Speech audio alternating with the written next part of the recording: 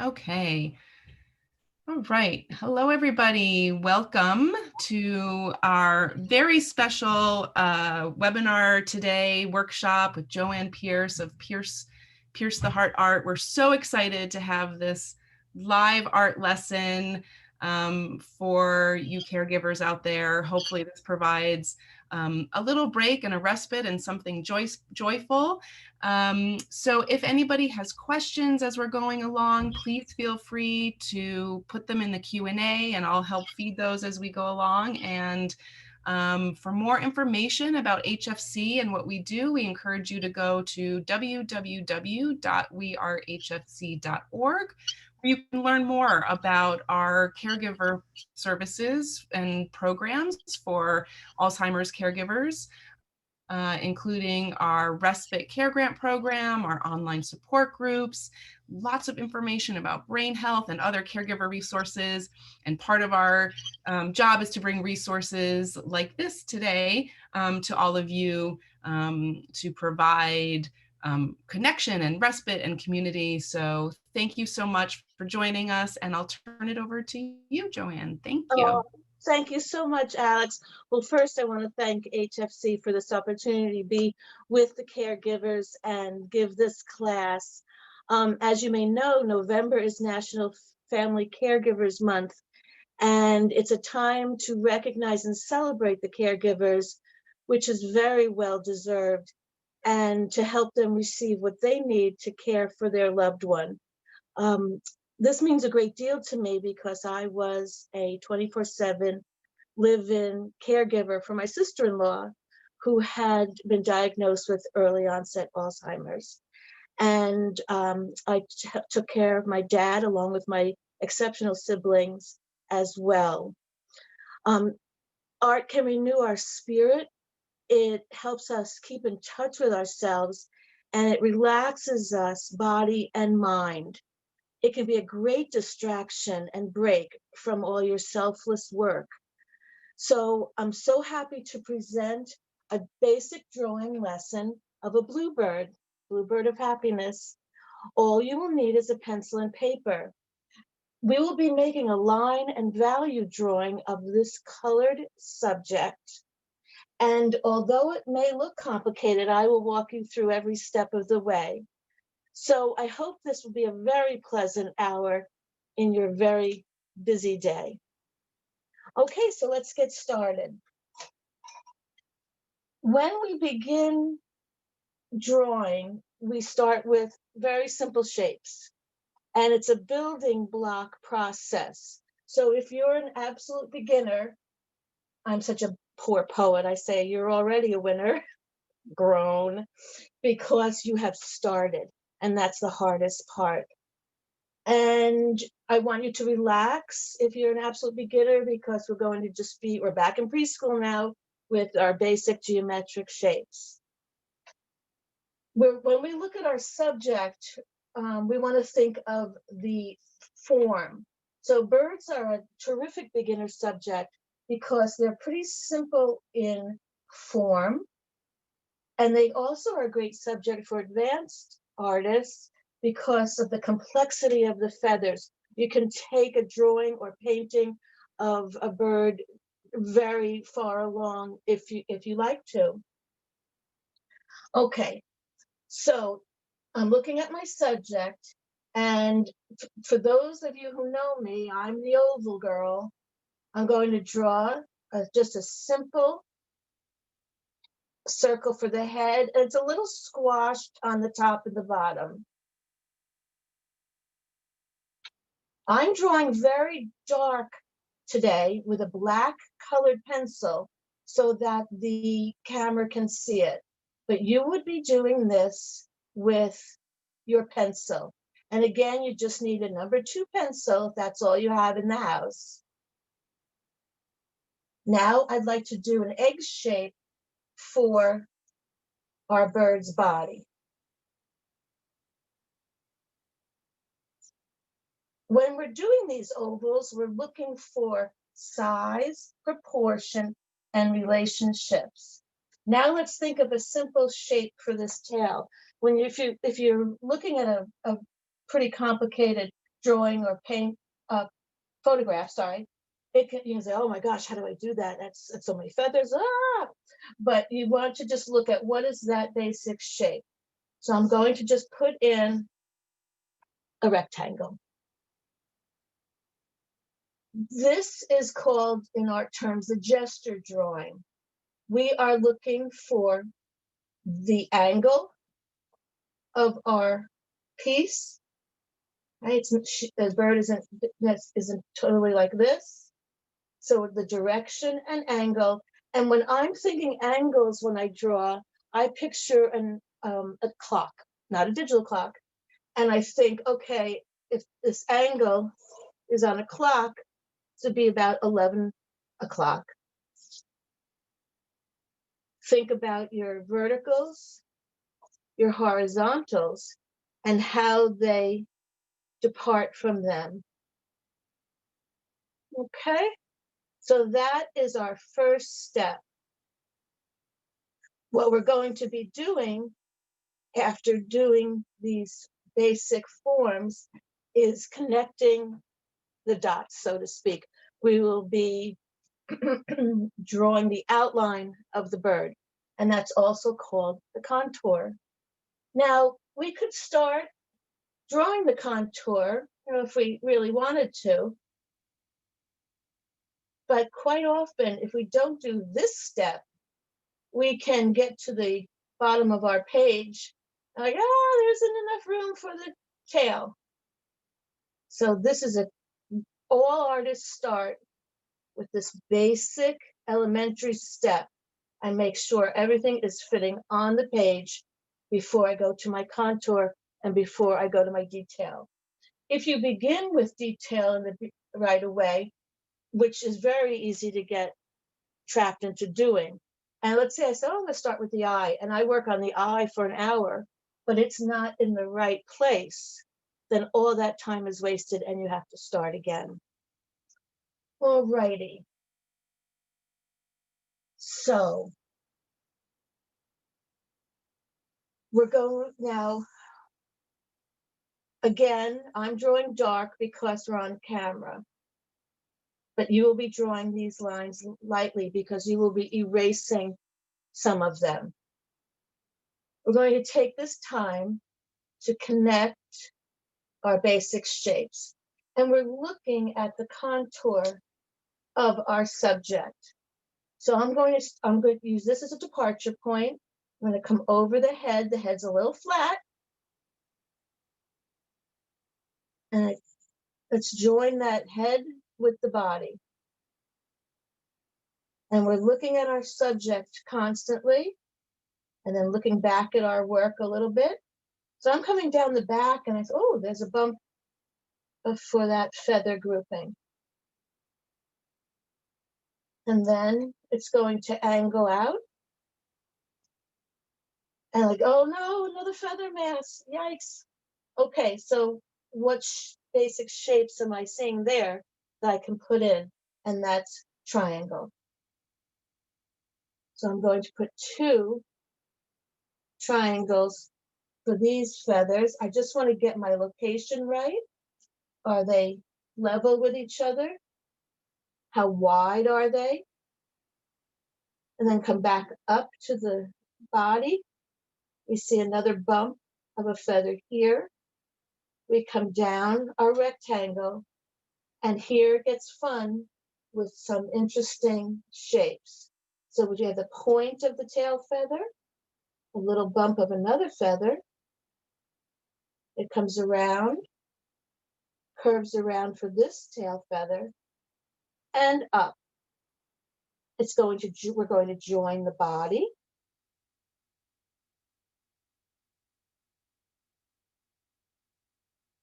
Again, looking at where we are on our subject.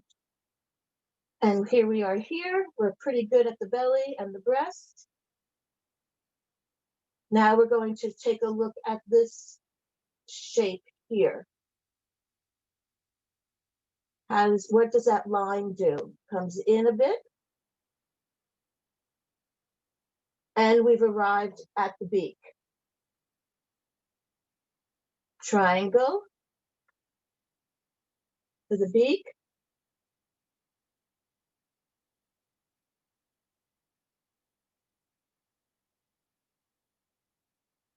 And again, you don't get it right immediately, it's fine. That's why pencils have erasers. And you can leave some of the lines. You don't have to always erase all the lines. When you look at the drawings of the old masters, you can see where they've corrected, where they were off, let's say on a leg or an arm, and they've left that original line, and that makes a drawing interesting and has a lot of depth. And so now we're here, we say, okay, how did we do with our outline? We've met the head, and we're good. Take a minute, sit back, look at it.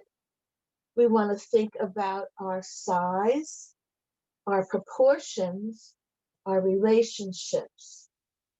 While we're here, now that I think of it, let's place in the branch that the bird is sitting on. So I'm going to depart from the neck, come down, travel down, and stop. That's approximately the location of the branch. And let's lay that in right now. It comes a little in front of the breast, comes a little bit away from the body down here, and out behind the tail.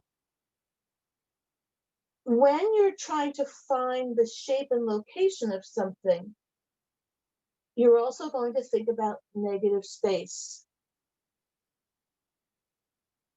You're going to be thinking about the measurement between here and here, something that you cannot see.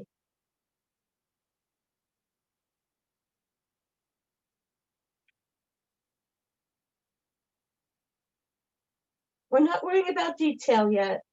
Let's just get the location of this branch in.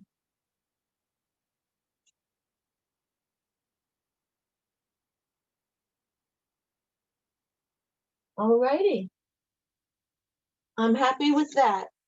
Now, with your drawing, you'll keep your same piece of paper. I need to switch mine out because I don't have time and I cannot erase black colored pencil in order to go to the next step. So I'm just going to switch out my paper. Just to one I did earlier that has lighter lines. So on this piece of paper, I did my elementary geometric shapes, connected them to draw the body, to draw and to do my outline, my contour. Now we can get into the fun stuff of details. Whoops, oh, we can leave that on the floor. All righty. It might be hard to see, so I will draw darker as we go along. I like to, when I'm drawing birds, I like to use the beak as my departure point and the point from which I'm going to be measuring. When you're drawing, you're juggling. You're thinking of relationships, one thing to another, size, location, and basically it's juggling. But it's fun. There's no time limit. There's nobody over your shoulder. I don't want anyone ever to feel nervous because there's no judgment. And it takes time. If you're a beginner, it takes time to learn. It's practice. Okay. Which is easy for me to say because when I was in junior high school and my teacher said that to me, I was like, no, I want to be, accomplished and perfect now in 7th grade. Okay, so let's go to the beak. I'm going to think about the detail of that beak. At first, it looks like just a black triangle.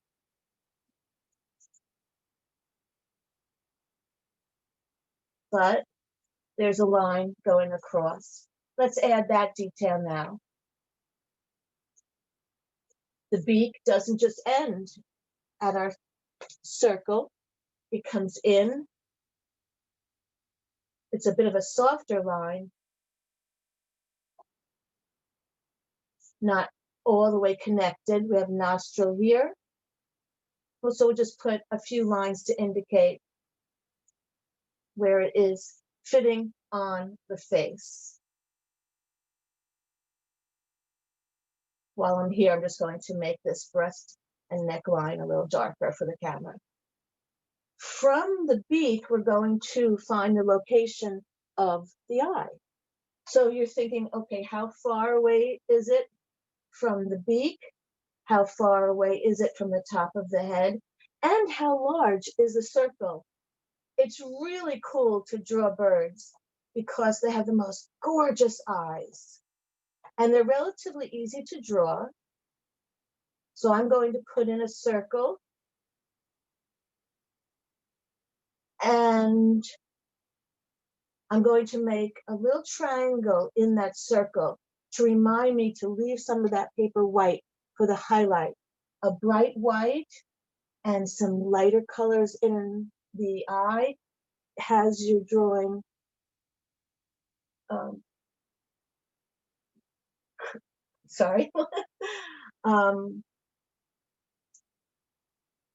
creates the illusion that your bird or your animal is alive. Okay, don't know why that was so hard to get out there right now. Okay, let's go up to the head. There's a little bit of a flat top here. We would originally think, oh, it's round, but take a good look at your subject. I'm going to just darken it for the camera and go down. You can jump around and work on different areas of your subject, whatever you're comfortable with. From here, I want to find the location of my main feather groupings. So I'm going to leave the eye and I'm going to go down. How far down do I go? Let's measure over from the curve of the neck. So it's below the curve of the neck. It's about here. And let's just lay in a line for his wing.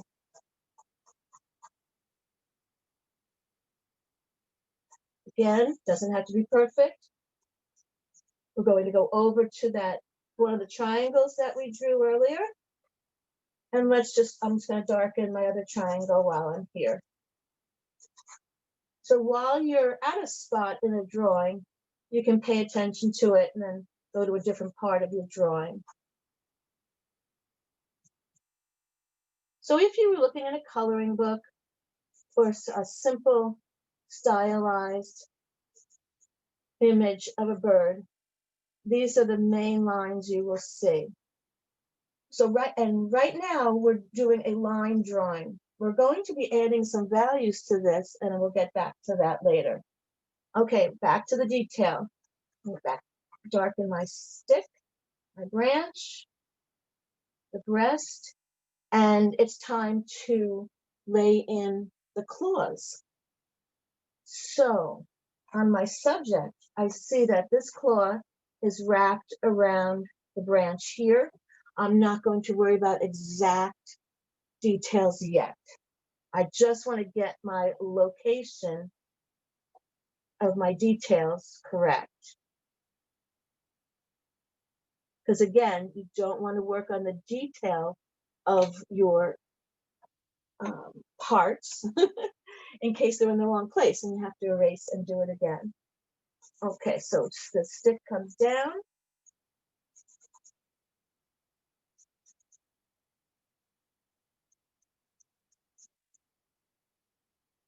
And we're going to lay in the claw here.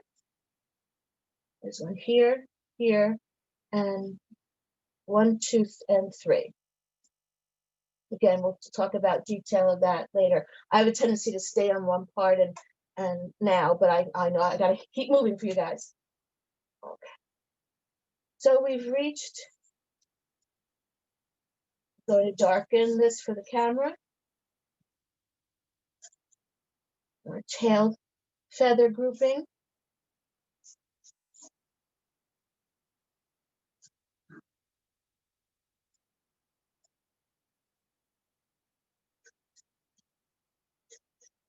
So we're at this part of our subject, and this is where the tail feathers go up into the body,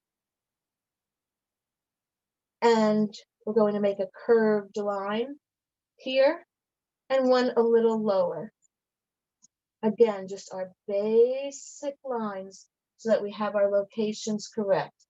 Where are these located compared to this grouping bump of feathers, right? Always comparing. Now we're going to go to the 3 main feathers on the bird's back. I'm going to travel up from the triangle here and up. And what is that shape? Shape and size, it's all things we have to think about. So this comes out a little above that line. And as you're working on a piece, you will see more and more things that you didn't notice before, which is pretty cool. How far up is that next white line of that second feather? And what is the angle? I'm just going to put in some lines like this quickly, and then this feather. So we have 3, 1, 2, 3. And at this time, I'm going to put a line here to start us thinking about that group of feathers. I might put 2.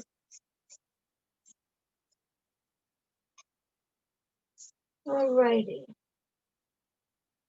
So there we have, I want to do this. I'm going to draw with a line this golden color where it begins. All right, we're a little bit under the chin. Dips down. Doesn't go all the way to the back of the head. Comes to the top of the wing. Down and around. Let's look at our claws. So it's top of the claw. There's a white belly. And up.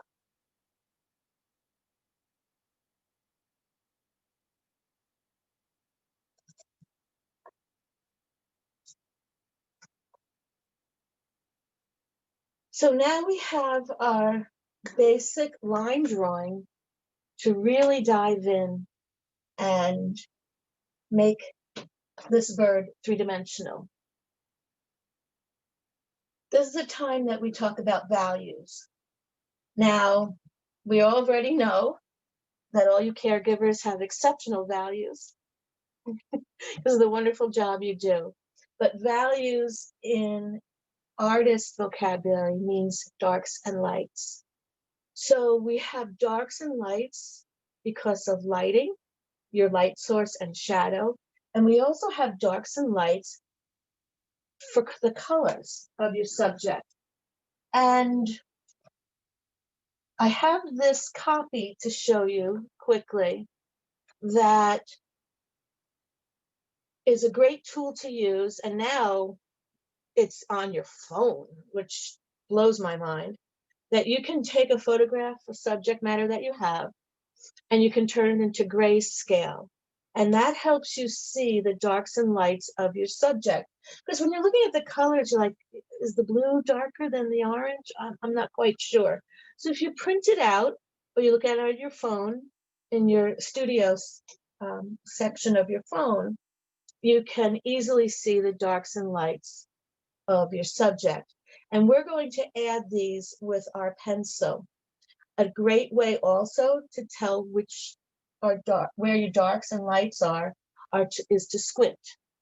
And artists can look a little odd in public sometimes, and I'm guilty of it, where I'm thinking of, if I'm out to dinner and I'm thinking, oh, that would make a nice still life painting, and I squint because I want to see the darks and lights, and people are like, Joanne, are you okay? Yeah, I'm fine. So we basically have three values in this subject, and that's our darkest dark, which is the beak and the eye, the branch, and a little under the wing here. We have a mid-tone, and we have a lighter tone, and we have white. And with just a regular number 2 pencil, you can achieve these values. If you wanted to get more involved with graphite drawing, you would need to buy a set of pencils. And you've probably seen them in the store, and they have lettering, and they have H and B. H is for hard, and B is for soft or blackness. The higher the number in the hard, the lighter your pencil will be. The higher number in the B, the darker your pencil will be. So for example, I'm going to do a quick value chart for you. This is something artists practice, especially when you're a beginner. So our first square will be white. And I'm achieving this just by the pressure I'm putting on my pencil. You can do a value chart of 10, 20, 30 values, depending on what pencils you have, your patience. It's a lot of fun to do.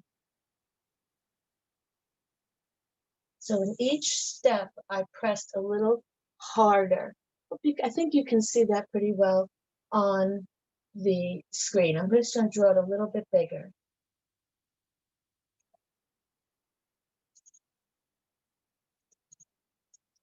You will not get a real black with a graphite pencil. You would need a colored pencil or a pencil that's called ebony. To start off, if you wanted to buy a set, you just need 3 H's and 3 B's, the best being a 6B, and in between, HB, 2B, which is like your regular Ticonderoga pencil, and I would suggest a 4H. When you use that 4H without any effort, it's going to give you a light value. So each of these pencils has their own value, and it's not unlike using a coloring book, and you just lay in, or paint by number. I know they've had a bit of a comeback lately, and they're very collectible, but I loved paint by number when I was young, and it is a very good learning tool because it shows you different areas of your darks and lights and your colors. Okay, enough talking. Let's lay in this eye. The bottom half of my eye is very dark. So I'm going to put in that half circle of dark. And then up here, the top, I left that white, is a medium value. So I'm going to go lightly there. Bird's eyes are really cool because they usually have, and they're easy to draw, usually have a little white surrounding the eye before the feathers begin. So I'm going to lay that in, a little bit of a triangle next to the eye. And there's a little shadow here where the eye is in the skull.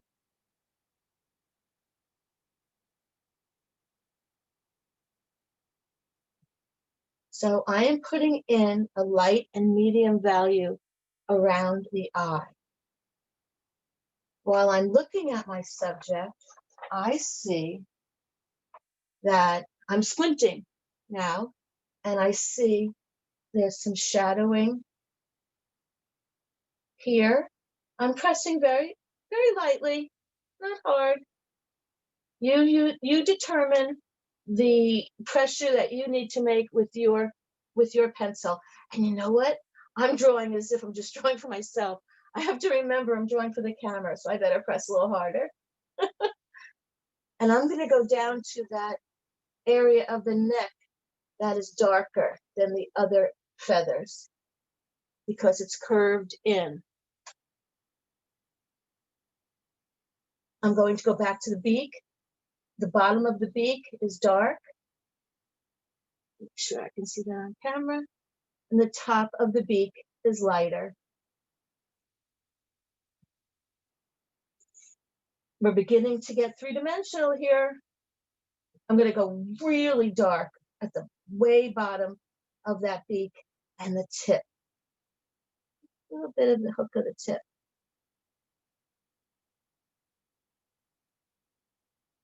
And I'm starting these values, the shading of this bird, just with lines. And that's why birds are a great subject also, because the lines give you the effect of the feathers. So these three feathers have a white edge to them.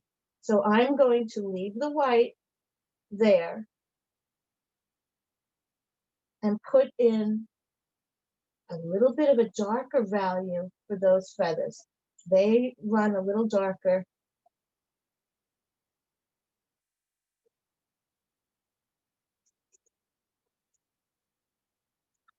If you forget to leave the white, you can use your eraser.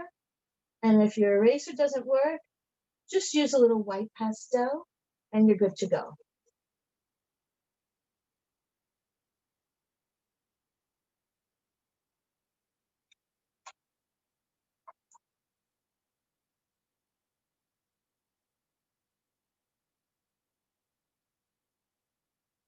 Under the beak and the neck, we have a grouping of feathers that are smaller.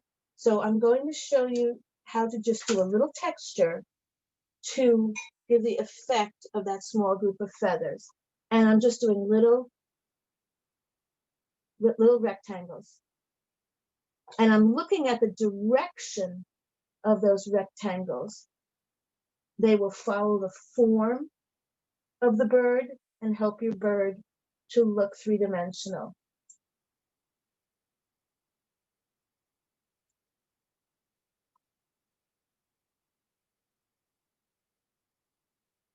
For those of you who are very exact, you can count these. Today's purposes, we're just going to lay them in. I'm going to do a few lines here to indicate where the blue ends and where we have that beautiful gold color. I'm also going to do some lines at the top of the head. The top of the head is very light where the sun is sitting, so I'm going to leave that white.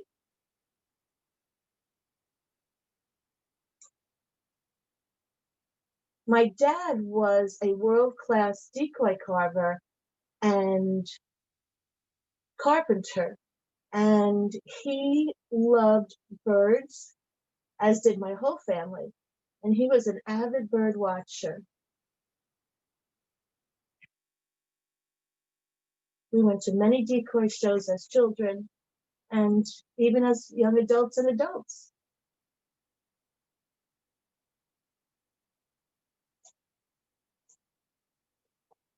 There aren't as many bluebirds on Long Island as when I was growing up, unfortunately, because of development. They're just such a beautiful bird.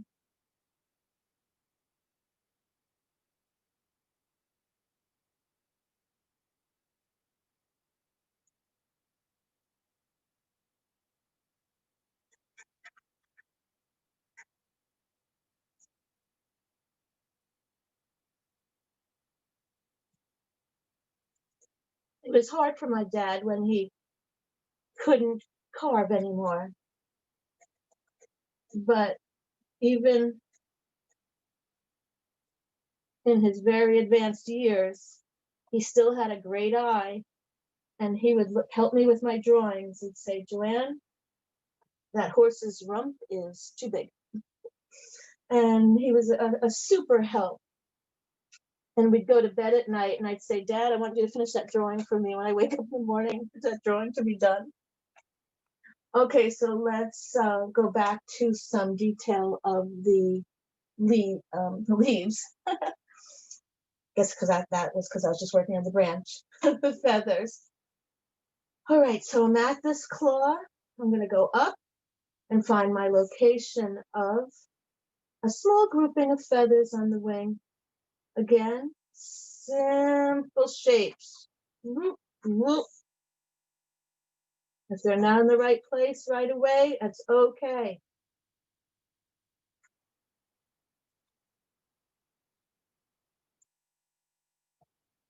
I'm going to go a little darker for a little bit of a shadow underneath that grouping of wing feathers. And this area, this bottom triangle, is almost all black. I'm going to go kind of dark there. So again, this is so relaxing to do. And it's important for you to have something for yourself. It's something that you can do while you're watching TV with your loved one. If you're outside at the park, or just home on the patio. It would be nice if you got yourself a little sketchbook. They're so easy to get now. Even some supermarkets carry them. So it doesn't take a big effort to go out and get art supplies and as it used to be. We'll return to this area if we have time.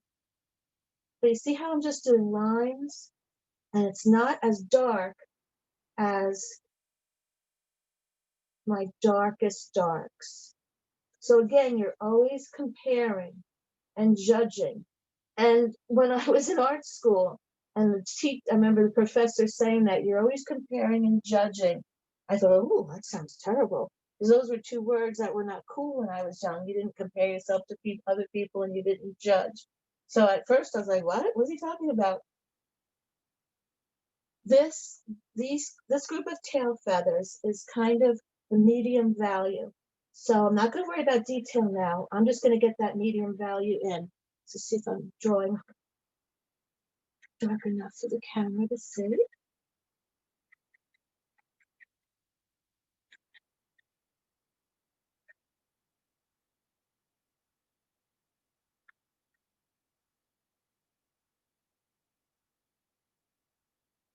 And as we're looking at our subject, I'm squinting and I see the bottom of these tail feathers is darker than the middle. And the light is catching on one grouping, so I'm going to leave that white.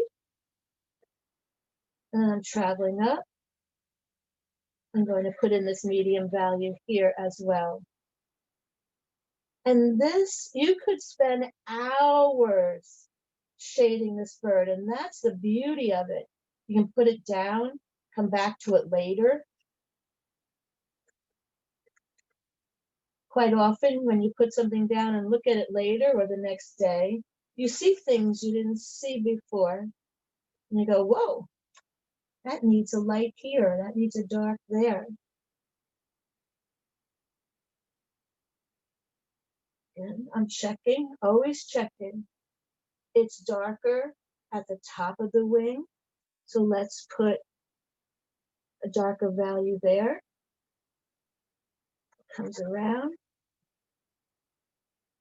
And it's a bit darker in this area. So let's put in some darker value. I'm pressing a little harder than I did with the middle tone. Just put a quick couple of lines here. So you see, as you add your darks, the bird really begins to take form. I'm going up to my orange. So the blue is darker than the orange. So since we have time, I'm going to very quickly add in this darker value, mid value. Not worry about detail. I'm afraid I'm a detail person. I would draw every feather on this guy. So let's go back to the orange, which is a lighter value. So I'm still using the same pencil, and I'm just pressing more lightly. I'm using my strokes to follow the form of the bird. So you try to picture that bird in your hand and feel the breast of the bird and feel it up next to your skin. Those beautiful soft feathers. When I was growing up, my brother took home the 6th grade classroom quail that they had raised. So we had a quail in our house for many years.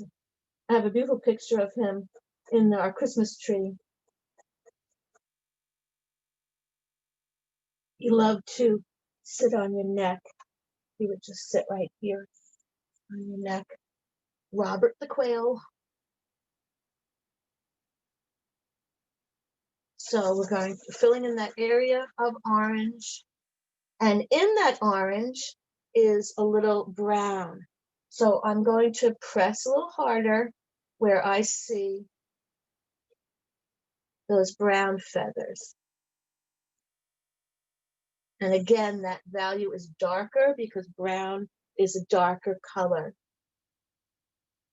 There's some brown up here. Let's go here.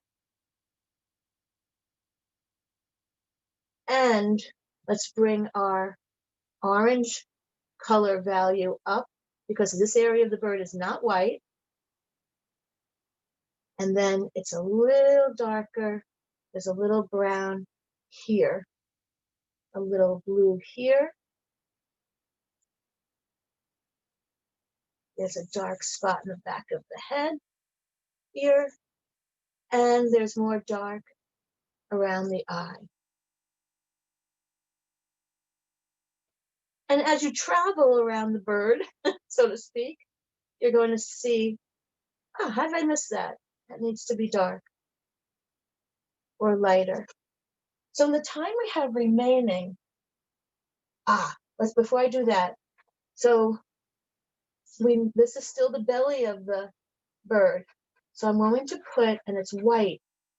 So this gray will be our lightest value. I hope you can see it on the camera.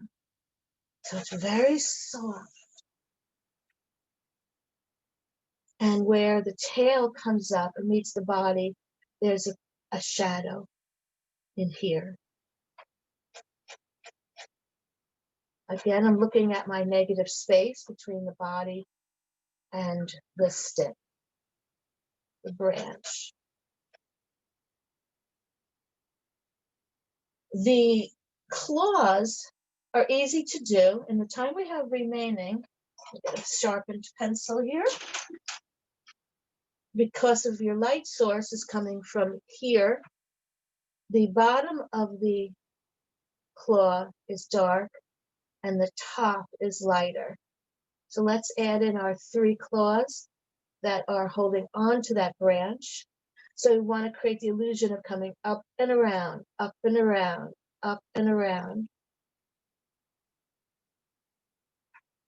We can see the claws on this top foot a little bit better than the bottom, where there's a lot of feathers.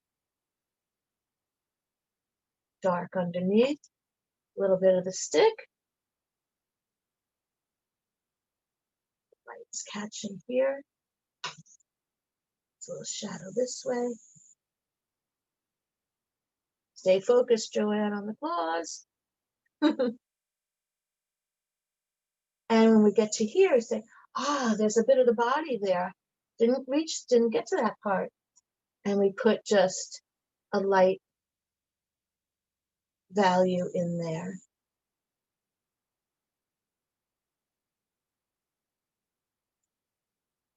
So now that we have our basic values where our darks and lights are. This is the fun part. This is when you can get involved with the details of the feathers, and whether you're doing a dog or a cat or a horse, which is my favorite subject since I was a tiny little girl, you can spend a lot of relaxing hours just putting in the lines of the fur or the feathers. Again, following the form, which way is that body turning? You have time now to add lines for this feather grouping. And again, there's no rush unless it's a commission and you have to finish it by tomorrow, which happens to me sometimes. There's no rush, and you can return to your drawing and add more and more layers and detail if it gives you happiness, the bluebird of happiness.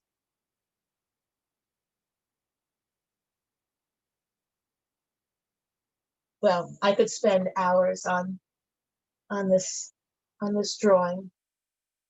So it's time to sign our work. Always remember to sign your work